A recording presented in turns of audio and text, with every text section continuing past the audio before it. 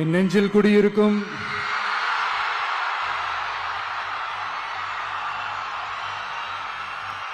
கரூர் சொந்தங்கள்,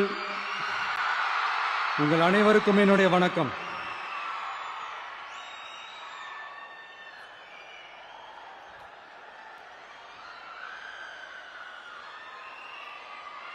ஒரு மனுஷன் லைஃப்ல எவ்வளவு பெரிய ஒரு உயரத்துக்கு போனாலும்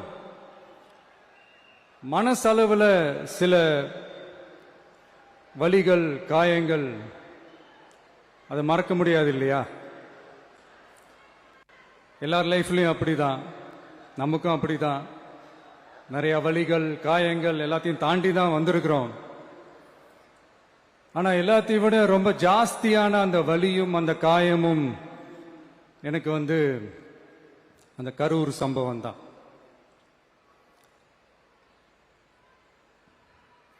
மக்களை சந்திக்கணும், மக்கள் பிரச்சனைகளை எடுத்து பேசணும். அதுக்காக தான் அந்த மக்கள் சந்திப்பு பயணத்தை தொடங்கி திருச்சி, அரியலூர், நாகப்பட்டினம், திருவாரூர், நாமக்கல், கரூர் அப்படின்னு சொல்லிட்டு போயிட்டு இருந்தோம். அரியலூர்ல அந்த மீட்டிங் முடிச்சுட்டு பெரம்பலூர் போறதுக்கு முன்னாடி அந்த பெரம்பலூர் போலீஸ் எங்களை அலர்ட் பண்ணாங்க. சரிங்க, கூட்டம் கொஞ்சம் ஜாஸ்தியா இருக்கு, லேட் ஆயிடுச்சு, வராதீங்க அப்படின்ட்டு. So we had no choice. Police சொன்னால் நம்ம அதை ஒபே பண்ணி தானே ஆகணும். அதே நேரத்தில் பெரம்பலூர் மக்களோட அந்த சேஃப்டியும் மைண்டில் எடுத்துக்கிட்டு ஒரு மன வலியோடவே திரும்ப போயிட்டோம்.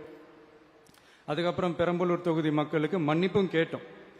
அதே மாதிரி நாமக்கல் அந்த மீட்டிங் முடிச்சுட்டு கரூர் வரும்போது அந்த கரூர் போலீஸ் எங்களை அலர்ட் பண்ணியிருக்கலாம்ல.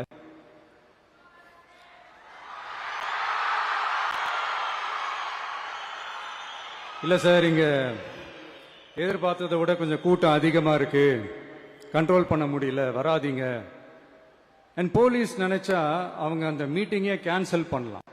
ஏதோ தப்பா இருக்கு, ஏதோ தப்பா தோணுது அப்படின்னு நினைச்சிட்டாலே they have all the rights to cancel the meeting. எங்ககிட்ட கேட்கணும்லாம் ஒன்றும் அவசியமே கிடையாது. ஆனா அதையெல்லாம் எதுவுமே செய்யாம அந்த ஹைவேல இருந்து அந்த ஸ்பாட்டுக்கு போலீஸே எங்களை உள்ள கூட்டிட்டு வந்து விட்டு அந்த நாடகம்லாம் இருக்கு பாருங்க.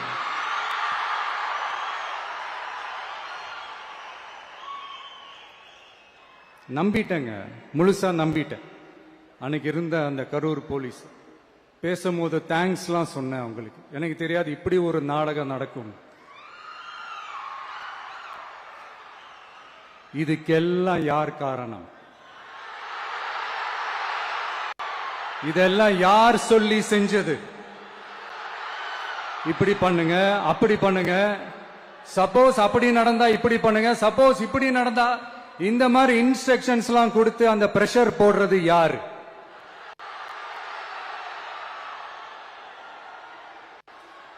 அந்த சம்பவத்தில் நம்ம யாரெல்லாம் இழந்திருக்கோம் தெரியுமா? ஒரு டிவியில என் படமோ பாட்டோ வந்துச்சுன்னா, அம்மா விஜய் மாமா, அம்மா விஜய் மாமா அப்படின்னு சொல்லி அவங்க அம்மா கிட்ட சிரிச்சுக்கிட்டு அந்த டிவி ஸ்கிரீனை போய் தொட்டு முத்தம் கொடுத்துக்கிட்டு என் அக்கா தங்கச்சிங்களோட தங்க பிள்ளைகளை இழந்திருக்கோம்யா. மழலை கூட சரியா வராதப்போ ஒரு பேப்பர் மேகசின்ல என் போட்டோவை பார்த்தா அதை சிரிச்சுக்கிட்டு அந்த கள்ளங்கபடம் இல்லாத அந்த சிரிப்பு, அந்த கடவுள் மாதிரி இருக்கிற அந்த பச்சை பிள்ளைங்களை இழந்திருக்கோம்யா. என் அக்கா, தங்கச்சி, அண்ணன், தம்பி, குடும்ப உறவுகளை இழந்து அந்த வலியோட இருக்கிற என்ன நீங்க ஏளனமா பேசுறீங்களா? என் மேல பழிய தூக்கி போடுறீங்களா? இப்படி ஒரு சம்பவம் நடந்துருச்சு. இது ஏன், எதனால, அதுக்கான பின்னணி என்னன்ட்டு அந்த வலியோட வீட்டுல உட்கார்ந்துட்டு இருக்கிற ஓடி ஒளிஞ்சிட்டான்னு வர சொல்றீங்களா? வாயின்னு முன்னிருந்தா என்ன வேணாலும் பேசுவீங்களா?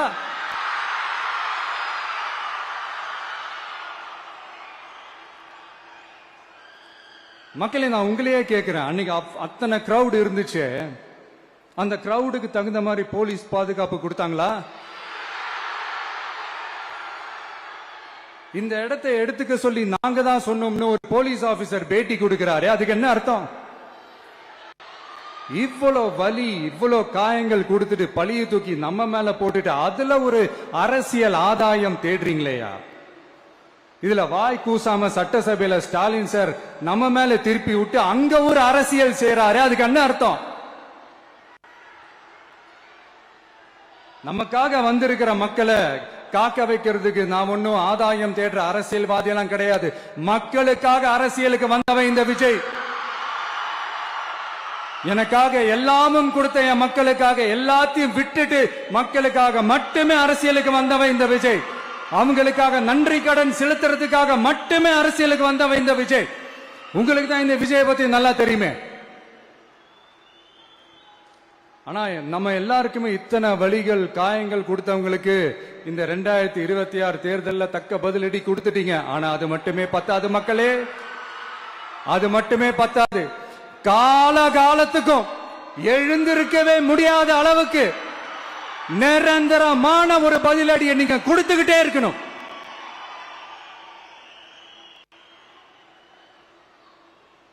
இப்படி எல்லாம் பண்ணா நான் மக்களை விட்டு ஓடிடுவேன் நினைப்பா? யார் என்ன ஓடினாலும் நான் மக்களை விட்டு எல்லாம் ஓட மாட்டேன். அன்னைக்கும் சொன்னேன், இன்னைக்கும் சொல்றேன், நாளைக்கும் சொல்றேன், தில்லா சொல்லுவேன், கெத்தா சொல்லுவேன். பணமா ஜனமா அப்படின்னு கேட்டா என் ஜனம் தான் எனக்கு முக்கியம்.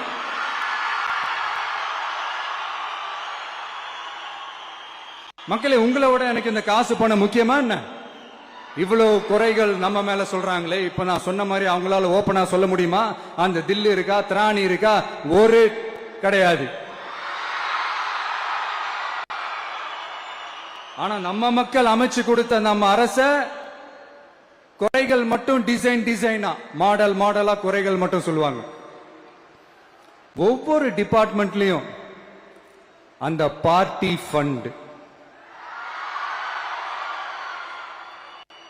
அந்த கட்சி நிதின்ற பேர்ல அடிக்கிற கொள்ளையெல்லாம் இந்த தீய சக்தியா இருக்கட்டும், தீந்து போன சக்தியா இருக்கட்டும், ரெண்டு பேரும் மாறி மாறி இதே தான் செஞ்சிட்டு இருக்கிறாங்க.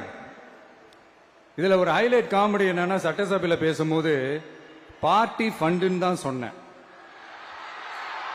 அது எந்த பார்ட்டி, என்ன ஃபண்டு, யாரு, என்ன பேரு எதுவுமே சொல்ல. பார்ட்டி ஃபண்டுன்னு சொன்னவன எடுத்தாங்க பாருங்க ஒரு ஓட்டம். எனக்கே ஃபர்ஸ்ட் புரியல, ஏன்பா ஓடுறாங்க? அப்படி என்ன நம்ம சொல்லிவிட்டோம்? அதான் அந்த குற்றம் உள்ள நெஞ்சுக்கு தான் குறுகுறேங்கும். இது எப்படி இருக்கு தெரியுமா? எங்க அப்பா பீரோக்குள்ள இல்ல, எங்க அப்பா பீரோக்குள்ள இல்ல அப்படின்னு சொல்ற மாதிரி. ஐயோ, ஏன் கேக்குறீங்க? இவங்களோட செம்ம கூத்தா இருக்குங்க, செம்ம ஃபன்னா இருக்கு. சென்னையில ஒரு பாலம் கட்டுறதுக்காக நார்மலா ஆகிற செலவை விட அதிக செலவுல, கிட்டத்தட்ட டபுள் மடங்கு செலவுல ஒரு டெண்டர் ஒண்ணு விட்டுருக்கிறாங்க. அதையெல்லாம் தோண்டி எடுத்து அதெல்லாம் இப்போ கண்டுபிடிச்சு கேன்சல் பண்ணியிருக்கிறோம். இன்னும் எத்தனை கோடி ஊழல், எத்தனை லட்சம் கூடல் தோண்ட தோண்ட வருமோ எங்களுக்கே தெரியல. ஒவ்வொரு முகமுடியா கிழியுது. ஐயோ, இந்த விஜய் ஒவ்வொரு கதையா எடுத்து வெளியில விட்டுருவான் போலேன்ட்டு திரும்புற பக்கம்லாம் கதறல் கதறல் கதறல். காதல் இருந்து ரத்தம் வராத குறை. ஆமா, இப்படி ஊழல் ஊறி போனவங்க இப்படிதான் இருப்பாங்க. இந்த 50-55 நாட்கள்ல அங்க செஞ்ச சில விஷயங்கள் சட்டசபையிலே எடுத்து சொன்னேன். பட் இங்க ஒரு சில விஷயங்கள் சொல்லணும்னு நினைக்கிறேன். இந்த மின்சாரத்துறையில இதுக்கு முன்னாடி போட முடியாம இருந்த அந்த பதவி உயர்வை இப்பதான் எங்களால போட முடிஞ்சது. அதுக்காக ஒரு அக்கா அழுதுகிட்டே ஒரு நன்றி சொன்னாங்களே, அதெல்லாம் உங்க கண்ணில் படாது அந்த வீடியோ எல்லாம் குறை சொல்றவங்களுக்கு. அடுத்து லஞ்சம்லாம் ஒழிக்க முடியாது, ஊழல்லாம் ஒழிக்க முடியாது, அதெல்லாம் பிளட்டிலேயே ஊறி போய் இருக்கு அப்படின்னு சொன்னவங்க போய் ஒவ்வொரு கவர்மெண்ட் ஆபீஸா பாருங்க. ஒரு பைசா லஞ்சம் இல்ல, ஒரு பைசா ஊழல் இல்ல. வேலையெல்லாம் சும்மா டக்கு டக்கு டக்கு நடக்குது. ஒரு பெரியவர் ஒருத்தர் சொல்றாரு, தம்பி வேலையெல்லாம் நடக்குது, ஆனா அதையும் தாண்டி எங்களுக்கு மரியாதை கொடுக்கறாங்க தம்பி, உட்கார வச்சுலாம் பேசுறாங்க. இதெல்லாம் இதுக்கு முன்னாடி நடந்ததே இல்ல. அவனை போய் பாரு, இவனை போய் பாரு, இந்த ஆபீசரை போய் பாருன்னு சொல்லி அலைய விடுவாங்க. இப்ப லஞ்சம் இல்ல, ஊழல் இல்ல, வேலையெல்லாம் உடனே நடக்குது. மக்கள் அப்படி ஒரு பெருமூச்சு ஒண்ணு விடுறாங்க. அதை பார்த்து நமக்கு அப்படி ஒரு ஹாப்பினஸ். இதுக்கு மேல என்ன வேணும்? ஏன் இதெல்லாம் பண்ண முடியாது? மனசுன்னு ஒண்ணு இருந்தா பண்ணலாம். இப்ப பண்ணல, அதே மாதிரி இந்த எல்என்டி நிறுவனத்தோட 18,600 crore-க்கு 3 திட்டங்கள் அந்த ஒப்பந்தம் அந்த கையெழுத்து போட்டிருக்கிறோம். கிட்டத்தட்ட 8,200 பேருக்கு வேலை வாய்ப்பு. நான் சொல்றது அந்த 3 மாவட்டத்தை சேர்ந்தவங்களுக்கே அவ்வளவு வேலை வாய்ப்பு. குறுவை சாகுபடிக்காக 134 கோடியில அந்த சிறப்பு தொகுப்பு திட்டம் அறிவிச்சிருக்கிறோம் நம்ம விவசாயிகளுக்காக. இப்பவும் சொல்றேன், நம்ம விவசாய பெருமக்களே, உங்களோட இந்த அரசு கூடவே நிற்கும். பெண்கள் பாதுகாப்புக்காக சிங்கப்பெண் அதிரடி படை, அது உங்களுக்கு நல்லாவே முன்னாடியே தெரியும். வரப்போற அறிஞர் அண்ணா அவர்களுடைய பிறந்த நாள்ல உங்க அண்ணனுடைய அரசுல தாய் மாமன் தங்க மோதிர திட்டம் அறிவிக்கப்படும். இதெல்லாம் கேட்டாங்களே, வாக்குறுதி கொடுத்தீங்களே, என்னாச்சு என்னாச்சுன்னு. இந்த தீய சக்தி மாதிரி ரியல் தாய் மாமன்லாம் கிடையாது, ரியல் தாய் மாமன். எப்படி ரியல் தாய் மாமன். இந்த தீய சக்தியை பத்தி, அவங்க நிர்வாகத்தை பத்தி ஒரு வெள்ளை அறிக்கை ஒன்று வெளியிட்டோம்ல, அது ஷார்ட் அண்ட் ஸ்வீட்டா சொல்லணும்னா, ஒரு ஓட்ட பாத்திரத்துக்குள்ள தண்ணி ஊத்திக்கிட்டே இருந்திருக்கிறாங்க. பாத்திரம் எம்டியாவே இருந்திருக்கு, ஆனா ஊத்துன தண்ணி தான் எங்க போச்சுன்னு தெரியல. கடவுளுக்கு தான் வெளிச்சம். அது மாதிரி இப்ப நம்ம சொன்னதெல்லாம் சும்மா ஒரு சாம்பிள் தான். இன்னும் வரப்போற நாட்கள்ல உங்க அரசனுடைய அந்த விஸ்வரூபத்தை நீங்க பாப்பீங்க. அடுத்து வாயத் தொடங்க சிஎம்.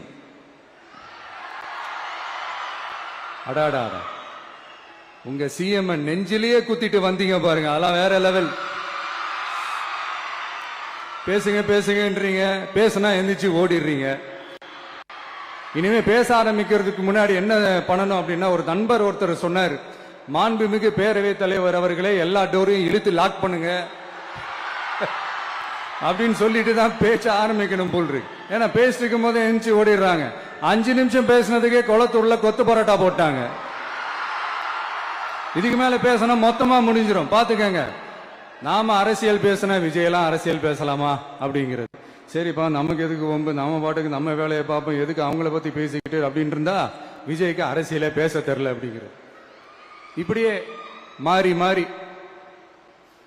மேகதாது அணையை பத்தி என்ன தெரியும், விஜய் அதை பத்தி பேசல. இப்படி நம்ம அரசியலுக்கு வந்ததுல இருந்தே ஒரு கூட்டம் குறை மேல குறையா சொல்லிக்கிட்டு, பாட்டுக்கு பாட்டு கச்சேரி எங்களுக்கும் பண்ண தெரியும், பண்ணலாமா?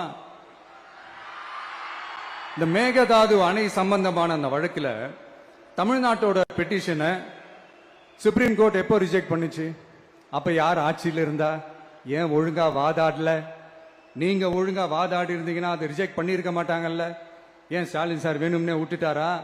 ஏன் இப்படிலாம் கேள்வி கேட்கலாமா? இப்படிலாம் கேள்வி கேட்டாதான் மேகதாது அணையை பத்தி பேசினதா அர்த்தமா? ஏன் அந்த ஸ்டேட் சிஎம் பேசுறாரு, நீங்க ஏன் பேசல? அப்படின்னா நம்ம ஸ்டேட்டோட உரிமையை எங்க நிலைநிறுத்தணுமோ அதுக்காக வேலை பார்க்கறது மட்டும்தான் முக்கியம். சும்மா சவால் விட்டுக்கிட்டு சீண்டி பார், நான் யார் தெரியுமா, தொட்டு பார், இப்படிலாம் பேசிக்கிட்டு இருந்தா வேலைக்கு ஆகாது.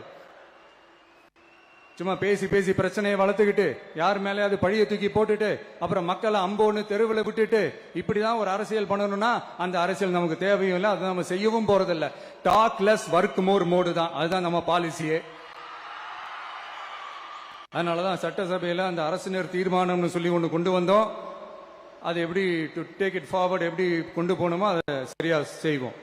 சென்ட்ரல் கவர்மெண்ட்ல இருந்து அந்த டீலிமிட்டேஷனை திரும்ப கொண்டு வர போறதா ஒரு பேச்சு ஒன்று அடிபடுது. யார் என்ன டீலிமிட்டேஷன் கொண்டு வந்தாலும் தமிழ்நாடு அது ஒத்துக்காது. நமக்கான இடத்தை யாரும் பறிக்கவும் முடியாது, அது பறிக்கவும் விட மாட்டோம். இப்படி நாம இருக்கும் போது இந்த தீய சக்தி திமுக எங்க போய் நிக்குது, யார் கதவை தட்டிக்கிட்டு நிக்குது, அது உங்களுக்கே நல்லா தெரியும். மக்களே, இந்த தீய சக்தியும் தீந்து போன சக்தியும் வேற வேறலாம் இல்ல, கூட்டு களவாணிங்க. சொல்ல முடியுமா அவங்களால? எங்களுக்குள்ள ஒட்டும் இல்ல, உறவும் இல்ல, அறிவிக்க முடியுமா, நிரூபிக்க முடியுமா? இந்த வரப்போற இடைத்தேர்தல் அதை நிரூபிச்சு காட்டுங்க, அப்புறமா பேசுங்க. மக்களை, என் மனசை விட்டு கரூர் எப்பவும் நீங்கவே நீங்காது. நமக்கு ஏற்பட்ட வேதனையான சம்பவத்தை, நமக்கு எதிராக நடந்த சதிய சூழ்ச்சிய இனி வர்ற ஜெனரேஷனும் அவங்களுக்கு தெரியப்படுத்தணும்ல. அதுக்காகவே இனி ஒரு அரசியல் சதிய, அரசியல் சூழ்ச்சிய யாரும் யோசிக்கவே கூடாதுன்றதுக்காகவே கரூர்ல ஒரு நினைவு சின்னத்தை நம்ம டிவிகே சார்பா அமைக்கப்படும் அப்படின்றத அறிவிக்கிறோம். அப்புறம் கரூர்ல இருந்து ஒட்டுமொத்த தமிழ்நாட்டு மக்களுக்கும் சொல்றேன், உங்க டிவிக்கு அரசு உங்களுக்காகத்தான் உழைக்கும். அடிப்படை வசதிகளை முதல்ல நிறைவேற்றணும். ஒரு பக்கம் நிதி நிலைமையை சரி செஞ்சுக்கிட்டே இன்னொரு பக்கம் அப்படியே நாம சொன்னதுல பிரையாரிட்டி பார்த்து ஒவ்வொன்னா படிப்படியா நிறைவேற்ற ட்ரை பண்ணுவோம். இது எப்பவும் உங்களுக்கான அரசா தான் இருக்கும். இந்த விஜய் உங்க விஜயா தான் இருப்பான். நீங்க உரிமையோட உங்க கவர்மெண்ட்டை நீங்க அணுகலாம். இந்த தீய சக்தி ஆட்சி முடிஞ்சு பொட்டிக்குள்ள போனதுல இருந்து என்னென்னமோ பண்றாங்க, இது ஏதோ பேசுறாங்க, சோஃபாங்கிறாங்க, வாஷிங் மெஷினுங்கிறாங்க. இந்த அரசியல் வியாபாரம் பண்றதுக்கான அந்த வெண்டிங் மெஷினே அவங்க தான். யாரு? இந்த திமுக. இதுல நம்மளை பார்த்து வாஷிங் மெஷினுங்கிறாங்க. எலெக்ஷன்ல ஓட்டுக்கு காசு கொடுக்கிற அந்த கலாச்சாரத்தை, அந்த கல்ச்சரை அடிச்சு நொறுக்கி இருக்கிறோம். எலெக்ஷன்லயே அப்படி வேலை பார்த்த நாம நமக்கு எதுக்கு இந்த குதிரை, கழுத, ஒட்டக பேரெல்லாம்? மக்களின் பக்கம் அப்படி இருக்கும்போது நமக்கு எதுக்கு இந்த பேரெல்லாம்? இந்த திருட்டு திமுக ஆட்சியை வச்சுக்கிட்டு ஊரடிச்சு ஒலையில போட்டு இந்த கொள்ளையை அடிச்சதுனாலதான் உங்க கரூர் கம்பெனி ஓனர் ஒருத்தர் எங்க எங்க இருக்காருன்னே தெரியாம ஓடு ஓடு ஓடு ஓடு ஓடு ஓடு ஓடு ஓடு வராம் பாரு வேட்டக்காரன் ஓடினே இருக்கிறாரு. இன்னொருத்தர் ஃபாரின்ல போய் ஒளிஞ்சுக்கிட்டாரு. ஃபாரின் ஸ்டாலின் சார் நினைச்சிட போறீங்க, அவர் இல்ல. எனக்கு எப்பவுமே ஸ்டாலின் சார் மேல ஒரு தனி பாசம் ஒண்ணு உண்டு. அவர் கிடையாது, இவர் வேற. சிங்கப்பூருக்கு செக்கப்புக்கு போனார்ல அவரு. இன்னும் தோண்ட தோண்ட எத்தனை பேர் மாட்ட போறாங்களோ தெரியல. உங்ககிட்ட யாராவது லஞ்சம் ஏதாவது கேட்டாங்கன்னா கொடுக்க முடியாது சொல்லுங்க, நான் இருக்கேன் உங்களோட. அப்படியே யாராவது ஃபோர்ஸ் பண்ணாங்கன்னா இது எங்க மகன், எங்க புள்ள, எங்க அண்ணன், எங்க தம்பி, எங்க விஜய், எங்க விஜயோட ஆட்சின்னு ஸ்ட்ராங்கா சொல்லுங்க. மக்களே, நீங்க கூட இருக்கும் போது லஞ்ச ஊழல் மட்டும் இல்ல, அதிகாரத்தை வச்சு ஆட்டம் போடுற யாரா இருந்தாலும் அடங்கிடுவாங்க. இந்த கடமை, கண்ணியம், கட்டுப்பாடுன்ட்டு ஒரு காலத்துல கொள்கையோடு இருந்த கட்சியெல்லாம் இன்னைக்கு எப்படி இருக்கான்னு உங்களுக்கே தெரியும். அதாவது இந்த டிவிகே கட்சியோட தலைவரை எதிர்க்கிறதுல ஒரு நியாயம் இருக்கு. ஏன்னா உங்க பொழப்புல மண்ணள்ளி போட்டான். என்ன இந்த ஊழல் லஞ்சம்லாம் பண்ண மாட்டேன்னு சொல்லி உங்க அரசியலையும் ஒரு தெருமுனைக்கு கொண்டாந்து விட்டான். மக்கள் வேற அவனை தான் நம்புறாங்க. சோ இந்த விஜயை எதிர்க்கிறதுல ஒரு அரசியல் நியாயம் இருக்குது, அது புரிஞ்சுக்கலாம். ஆனா இன்னைக்கு இந்த விஜய மக்கள் ஓட்டு போட்டு ஜெயிக்க வச்சு ஒரு தீர்ப்பை கொடுத்து மக்களுக்காக வேலை செய்யறதுக்காக முதலமைச்சரா உட்கார வச்சிருக்கிறாங்க. என்னமோ இன்னமும் நீங்க தான் ஆட்சியில் இருக்கிற மாதிரி. விஜய் கரூருக்கெல்லாம் போக கூடாது, விஜய் இங்க போக கூடாது, அது செய்யக்கூடாது, இது செய்யக்கூடாதுன்னு எனக்கு புரியலையே. ஆட்சியில் இருக்கும் போது தான் இவ்வளவு கட்டுப்பாடெல்லாம் போட்டீங்க, எஸ்ஓபிஸ் எல்லாம் போட்டீங்க, ஸ்டாலின் சார் ஆபரேட்டிங் ப்ரொசீஜர்லாம் போட்டீங்க. இப்பவும் அதே பண்ணிட்டு இருந்தீங்கன்னா என்ன சார் நியாயம்? இல்ல நான் தெரியாம தான் கேட்கறேன். இன்னும் கனவுலயே இருக்கிறீங்களா? முதல்ல முழிச்சு வாங்க, ரியாலிட்டிக்கு வாங்க. உங்க ஆட்சியெல்லாம் வீட்டுக்கு போய் டிவிக்கேன்னு ஒரு ஆட்சி வந்து ரொம்ப நாள் ஆச்சு. ஒழுங்கா படி, ஒழுங்கா படி என்று சுப்ரீம் கோர்ட் ஓங்கி மண்டேலியே நறுக்கு நறுக்கு நறுக்கு என்று செம்மட்டியாலே அடிச்சும் இந்த திமுக முழிச்சுக்கல அப்படின்னா அப்ப கொஞ்சம் கஷ்டம்தான். வெற்றி தோல்வி எல்லாம் அரசியல் சகஜம் சார். அதுக்காகலாம் வெறி பிடிச்சி இந்த பதவி வெறி பிடிச்செல்லாம் அலைய தேவையில்லை. நல்ல விதமாவே சொல்றேன், நியாயமான அரசியல் பண்ணுங்க. ஓ, அதுதான் உங்களுக்கு தெரியாதுல்ல. இந்த தீய சக்தி திருத்தவும் முடியாது. அவங்களா திருந்துவாங்கன்னு பார்த்தா அதுவும் நடக்க போறதில்ல. அதனால வரப்போற இடைத்தேர்தல மக்களே இந்த தீய சக்தி திமுகவை நல்லா வெச்சு வெளுத்து விடுங்க. கான்பிடண்டா இருங்க மக்களே, நல்லதே நடக்கும். வெற்றி நிச்சயம். மீண்டும் சந்திக்கும் வரை நன்றி, வணக்கம்.